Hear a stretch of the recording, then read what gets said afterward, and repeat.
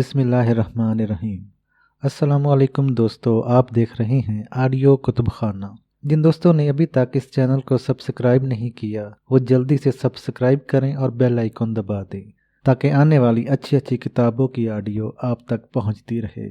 शुक्रिया। चलिए शुरू करते हैं। M.A. राहत का उर्दू नावल आसेब। गोहर पानी, जल्दी से पानी। गोहर शायद पानी लेने दौड़ गई। मेरी इस नादीदा शख्सियत से मुसलसल जंग हो रही थी। हालांकि ज़मीन पर गिरने से मेरी रीढ़ की हड्डी में खासी चोट लगी थी, लेकिन मैं खड़ा हो गया था। फिर मैंने कई घोंसे इसके पेट पर मारे जो मुझे नज़र नहीं आ रहा था, लेकिन एक बार फिर इसने मेरा बाजू पकड़ा और इस जोर से मोड़ा कि मैं दोहरा हो गया। फिर एक जोरदार लात मेरी कमर पर पड़ी और मैं दीवार से जा टकराया। सर में भी चोट लगी थी, चुनाचा मेरे होश हवास कायम न रह सके और मैं दीवार के साथ साथ ज़मीन पर बैठता चला गया।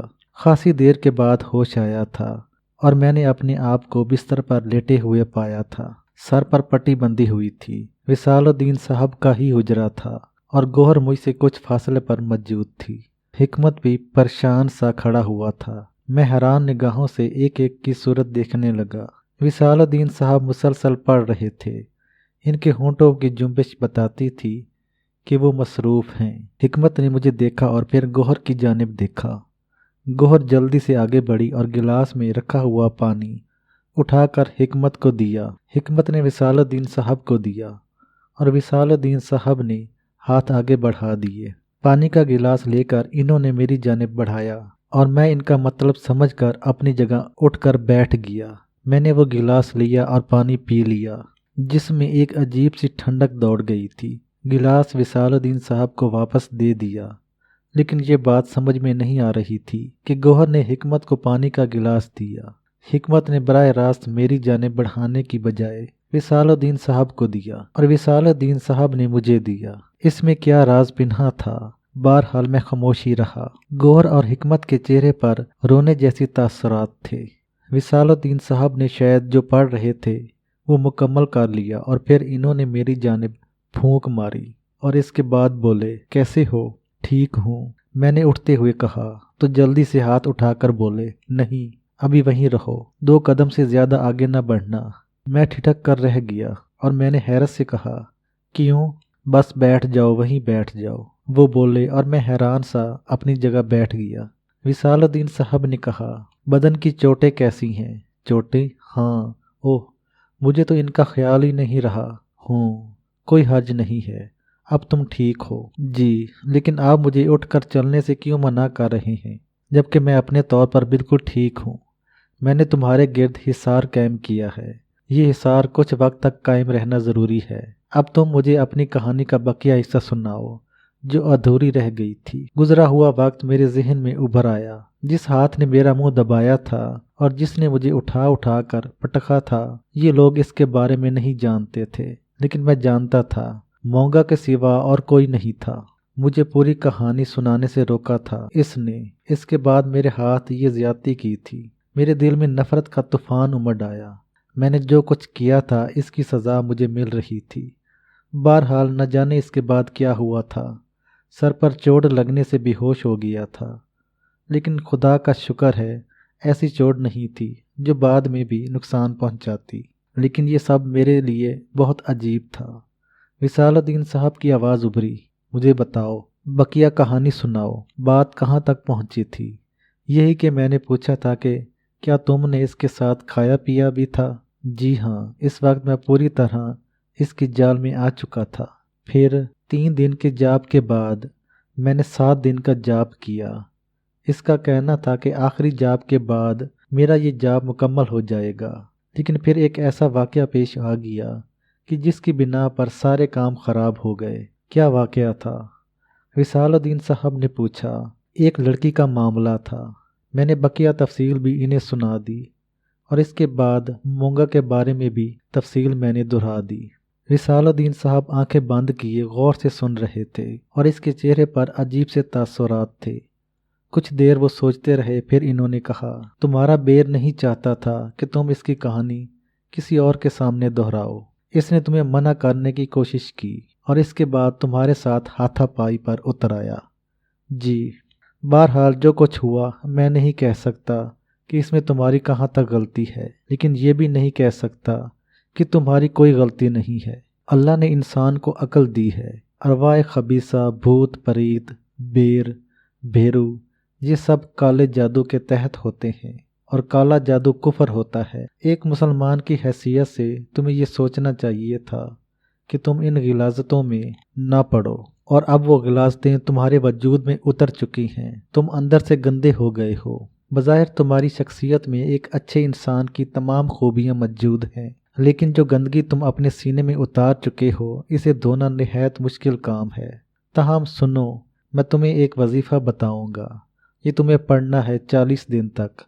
ہو سکتا ہے اس وظیفے سے تمہارے اندر کی گندگی صاف ہو جائے، اور اس کے بعد تم اپنے گناہوں کا کفارہ ادا کرو، تب تمہاری اصل شخصیت واپس آ سکتی ہے۔ وصال الدین صاحب، میں ایک مزدور کی حیثیت سے زندگی گزارنا پسند کرتا ہوں۔ نہیں چاہیے مجھے کوئی دولت، لیکن جو کچھ ہو چکا ہے خدارا مجھے اس سے چھٹکارا دلا دیجیے۔ میں آخری حد تک کوشش کروں گا، اور ذات باری تعالیٰ سے امید ہے کہ تم صفائی قلب حاصل کر لو۔ تو آپ مجھے وہ وظیفہ بتائیے۔ ابھی نہیں بیٹے، اس کے لیے بھی مجھے اجازت لینا پڑے گی۔ ایسے کام اس قدر آسان نہیں ہوتے، بلکہ ان کا ایک سلسلہ ہوتا ہے جو دور تک پہنچتا ہے۔ تم اب ٹھیک ہو، بات ختم ہو گئی۔ کوئی تمہیں کچھ بتانے سے روکنا چاہتا تھا، تم وہ بتا چکے ہو۔ اب ایسا کرنا کہ کل شام کو مغرب کے بعد میرے پاس آ جانا، انشاءاللہ تمہیں وہ وظیفہ بتا دوں گا، اور اس کے بعد تمہارے گرد حصار بھی کھینچ دوں گا، وہ جگہ بتا کر جہاں تمہیں وظیفہ پڑھنا ہے۔ سمجھ رہے ہو نا تم؟ جی وصال الدین صاحب، جو غلاظت تمہارے وجود پر لگ گئی ہے اسے صاف کرنا بے حد ضروری ہے، ورنہ تم ایمان کھو چکے ہو۔ چاہے کتنی ہی کوشش کرو، تمہیں ایک عظیم کفارہ ادا کرنا ہے۔ اپنے آپ کو ذہنی طور پر اس کے لیے تیار کر لینا۔ جی، پھر اس کے بعد وصال الدین صاحب نے ہمیں جانے کی اجازت دے دی۔ راستے میں حکمت نے مجھ سے پوچھا، بدن میں تکلیف تو نہیں ہے؟ کیا کہوں حکمت، چھوڑو، میں نے کہا، اور حکمت خاموش ہو گیا۔ اسی رات ایک بار پھر ماضی میرے ذہن میں زندہ ہو گیا، اور میں نہ جانے کیسے کیسے احساسات میں ڈوب گیا۔ کہاں غلطی ہوئی تھی مجھ سے؟ میں نے سوچا، اور بات سیدھی سیدھی تھی، سمجھ میں آ گئی۔ چچی جان خود تو ڈوبی ہی تھیں، مجھے بھی ڈبو دیا تھا۔ پتہ نہیں مجھے بابا سفیدے کے پاس بھیجنے کا مقصد کیا تھا۔ وہ کیا میرے ذریعے اپنا مستقبل بنانے کی خواہش مند تھیں، بیٹے کے لیے بہتری چاہتی تھیں، یا پھر یہ صرف ان کی دیوانگی تھی؟ جو کچھ بھی تھا، یہ دیوانگی مجھے لے ڈوبی تھی، اور اب دل میں ایک احساس شدت سے جڑ پکڑ رہا تھا۔ یہ بات تو مجھے اچھی طرح معلوم ہو گئی تھی کہ گوہر میری زندگی کا جزو بن چکی ہے۔ پہلی بار اس جانب توجہ ہوئی تھی، اور ایک ایسی لڑکی نے میرے دل پر قبضہ جما لیا تھا جو ایک انتہائی نیک نفس اور ایک دیندار بزرگ کی بیٹی تھی، لیکن جس نے میرے رگ و پے کو اپنی گرفت میں لے لیا تھا، اور اب میری آنکھوں میں ہمیشہ اس کی صورت رہا کرتی تھی، اور میں یہ سوچتا تھا کہ اب زندگی کو ایک نیا ہی رنگ دے لیا جائے۔ اس کے لیے خالہ رقیہ بھی کوششیں کر سکتی تھیں، حکمت بھی میرا دوست تھا، ایک خاندان مل گیا تھا مجھے حکمت کے ذریعے۔ لیکن وصال الدین صاحب کی نگاہ میں میرے کیا وقت رہ گئی تھی؟ کیا بن کر سامنے آیا تھا میں ان کے؟ کیا ایک ایسی بزرگ شخصیت جو یہ بات جانتی ہو کہ میں اندر سے سیاہ ہو چکا ہوں اور کسی مسجد میں قدم بھی نہیں رکھ سکتا، اپنی بیٹی کا ہاتھ میرے ہاتھ میں دینا پسند کریں گے؟ وصال الدین صاحب سے اگر اس کا ذکر بھی کیا جائے تو سخت ناراض ہوں گے، اور کسی طور یہ قبول نہیں کریں گے کہ ایک بے دین ان کی بیٹی کی تقدیر کا مالک بنے۔ اور اس کے بعد میرے اس غلام نے میرے ساتھ جو سلوک کیا تھا، کیا وہ بہتر تھا؟ دل میں نفرت کا ایک شدید طوفان اٹھا، اور میں نے مونگا کو آواز دی، مونگا۔ تیسری آواز پر میں نے اپنے سامنے مونگا کی پرچھائی محسوس کی، اور اس کے بعد وہ اپنے سر کٹے وجود میں نمودار ہو گیا، میرے سامنے سیدھا کھڑا ہوا تھا۔ اور تو اپنے آپ کو میرا غلام کہتا ہے؟ چھوڑو میاں جی، چھوڑ دو اب یہ باتیں۔ وہ تو اچھا ہوا کہ تم جاب پورا نہیں کر سکے، ورنہ تم جیسے لوگ قابل اعتبار نہیں ہوتے۔ تو نے میرے ساتھ زیادتی کی تھی مونگا، اور تم کیا بتانے جا رہے تھے اس مولوی کو؟ تیری کہانی تمہیں پتا تھا कि वो मौलवी इसके बाद मुझे नुकसान पहुंचाने की कोशिश करेगा। तुझे क्या नुकसान पहुंचा सकते थे वो? अब क्या कहा है इन्होंने तुमसे? वो तो मजबूरी थी मोंगा। तो दूसरी मजबूरी मेरी थी, मगर तुमने ज़बान खोल दी। तुम क्या समझते हो इतने कमज़ोर हैं हम? अरे हमारे ऊपर भी भेरू होता है, संखा होता है, फिर खंडेला होता है। छोटे मोटे नहीं होते हम लोग। मुकाबला होगा तुमसे और तुम्हारे मौलवी से। देखेंगे कौन जीतता है। मोंगा तो इससे मेरी जान किसी तरह बच सकती है। तरकीब इसकी भी। क्या तरकीब है? जाप याद करो और पूरा कर लो। हमने एक ऐसे साधु का पता मालूम किया है जो तुमसे ये जाप पूरा करा सकता है। लानत भेजता हूँ मैं तेरे जाप पर। तो ठीक है मियाँ जी, फिर हम भी तुम पर लानत ही भेजते हैं। बिगाड़ लो तुमसे जो कुछ बिगाड़ा जा सकता है हमारा। सोच लो, हमसे दुश्मनी अच्छी नहीं रहेगी। अब तो तेरी और मेरी दुश्मनी चल ही गई है मोंगा। तो आ जाओ मैदान में, देख लेंगे तुम्हें। दूसरी सूरत हम तुम्हें आज बता रहे हैं, इसके बाद कभी नहीं बताएंगे। वो ये है कि हम तुम्हें साधु के पास पहुंचा देते हैं। जाप पूरा कर लो। जब हमें हमारी गर्दन वापस मिल जाए तो हमें आज़ाद कर देना और अपने काम से लगना। इसके बाद अगर कुछ करना चाहते हो तो करके देख लो। ठीक है मोंगा, निबट लूँगा मैं तुझसे। हाँ हाँ, निबट लेना, हमें कौन सी परवाह है, मोंगा ने कहा और फिर मेरी निगाहों से गायब हो गया। मैं सख्त तैश में था और मेरी समझ में नहीं आ रहा था कि क्या करूं। बहरहाल इंतज़ार करना था मौलवी विसालुद्दीन का। इनसे मुलाकात करके वो वजीफ़ा मालूम करना था जो वो मुझे बताना चाहते थे और जिससे मेरे अंदर बेहतरी पैदा होनी थी। वरना जो कुछ अब तक पता चल चुका था वो तो बड़ा ही अफसोसनाक था। यानी मेरा दीन ईमान ही मुझसे छिन गया था। आह, कैसी हमाकत थी। मुझे रियाजुद्दीन के ख़ानदान में नहीं उलझना चाहिए था। वो तो थे ही जादू टोने वाले। मेरी अपनी अकल ने इस वक्त मेरा साथ ही नहीं दिया था। लेकिन अब ये सब कुछ सोचना बाद अज़ वक्त था। मोंगा की दुश्मनी जहन में थी और बहरहाल इंसान की हैसियत से दिल में खौफ का एक एहसास भी था। मैंने इसका इज़हार हिकमत वगैरह से नहीं किया था और खामोशी से अपने काम का फैसला किया था।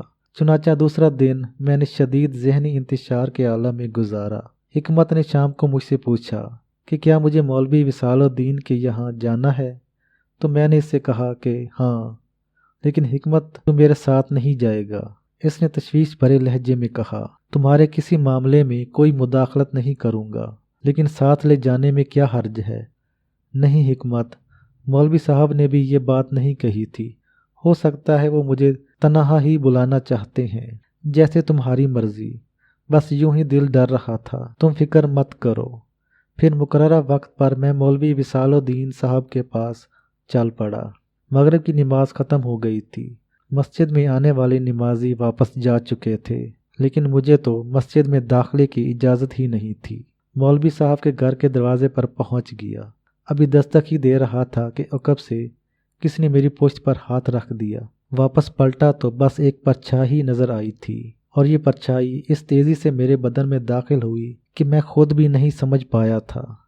लेकिन फिर बदन का भारी होना, दिलो दिमाग का कब्ज़े से जाना मुझे एहसास दिलाने लगा कि मोंगा मेरे बदन में सरायत कर चुका है। मेरे दिलो दिमाग झंझना कर रह गए थे। इसी वक्त गौहर ने दरवाज़ा खोल दिया। मुझे देखकर इसके चेहरे पर इस्तकबालिया तासुरात फैल गए और इसने गर्दन खाम करके मुझे अंदर आने का रास्ता दे दिया। मेरे कदम मेरी मर्जी के बगैर अंदर की जानिब उठ रहे थे। मौलवी साहब चारपाई पर बैठे हुए थे, गालबन चाय पी रहे थे। मुझे देखकर मुस्कुराए और बोले, गौहर बेटे चाय ले आओ। माफ़ करना, सर में कुछ दर्द हो रहा था। हालांकि मैंने यही सोचा था कि तुम्हारे साथ चाय पीऊँगा, लेकिन इन्होंने मेरी तरफ देखा और फिर सकते के आलम में रह गए। गौहर अंदर की जानिब चल पड़ी थी। मौलवी साहब फटी फटी आंखों से मुझे देखते रहे। मेरा दिल चाहा कि चीख कर इनसे कहूँ कि मौलवी साहब, इस वक्त मैं अपने आप में नहीं हूँ, खुदारा अपने बचाव का कोई बंदोबस्त कर लीजिए। लेकिन मैं ये कह न सका। वो बेचारे हड़बड़ाकर दोनों हाथ चारपाई की पट्टी पर टिकाकर अपनी कटी हुई टांगे के साथ नीचे कूदे, लेकिन इस वक्त तक मैं इन पर लपक पड़ा था اور میرے ہاتھ میں وہی منحوس خنجر تھا جو پہلے بھی استعمال ہو چکا تھا۔ اس سے پہلے کہ مولوی صاحب کچھ کہتے، میں نے خنجر کا اتنا بھرپور وار ان کی گردن پر کیا کہ ان کی گردن پھٹے کی طرح ان کی شانوں سے جدا ہو کر نیچے جا پڑی اور ان کا نچلا دھڑ بری طرح تڑپنے لگا۔ تبھی مونگا میرے بدن سے نکل آیا اور اس گردن کی جانب لپکا۔ پھر اس کے دونوں ہاتھوں نے گردن اٹھائی اور اپنے شانوں کے بیچ رکھ لی۔ پھر وہ گردن کے سرے ٹٹول کر دیکھنے لگا اور گردن کو گھما گھما کر اپنے بدن پر جمانے لگا۔ میرے اعصاب کی تو جان ہی نکلی ہوئی تھی، چنانچہ میں اپنی جگہ سے ہل بھی نہیں سکا۔ مونگا دیر تک گردن کو اپنے شانوں پر ٹکانے کی کوشش کرتا رہا اور اس کے بعد اس نے گردن جھلا کر دیوار پر دے ماری۔ سسری یہ بھی ٹھیک نہیں آ رہی، اس نے کہا۔ اس وقت دروازہ کھلا اور دو آدمی اندر داخل ہو گئے۔ انہوں نے خوف بھری نگاہوں سے اندر کا منظر دیکھا، پھر مجھے دیکھا اور اس کے بعد چیختے ہوئے بھاگ نکلے۔ پتہ نہیں کون تھے اور کیوں مولوی صاحب کے پاس آئے تھے، لیکن مجھے یہ احساس ہو رہا تھا کہ بہت ہی سنگین صورتحال پیدا ہو گئی ہے۔ پھر اچانک ہی مجھے ایک چیخ سنائی دی۔ یہ چیخ اندر سے آئی تھی اور گوہر کے علاوہ کسی کی نہیں تھی۔ چنانچہ بے اختیار میرے اعصاب مشتعل ہو گئے اور میں اندر دوڑا۔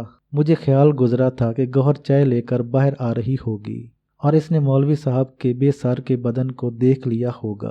یہ چیخ اسی وجہ سے اس کی حلق سے نکلی ہے۔ کیا سنگین صورتحال ہو گئی تھی۔ میرے فرشتوں کو بھی اس کا گمان نہیں تھا، لیکن اس وقت جو کیفیت میری ہو گئی تھی وہ میں ہی جانتا تھا۔ میں دیوانہ وار اندر داخل ہوا اور یہاں میں نے ایک عجیب و غریب منظر دیکھا۔ چائے کی پیالی زمین پر پڑی ہوئی تھی اور پلیٹ ٹکڑے ٹکڑے ہو گئی تھی۔ گوہر اندر موجود نہیں تھی۔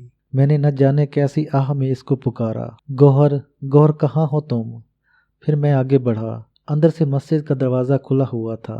میں برق رفتاری سے اس دروازے کی جانب دوڑا، لیکن اچانک ہی میرے سینے پر بوجھ سا محسوس ہوا اور اس زور کا دھکا پڑا کہ میں الٹ کر اندر آ پڑا۔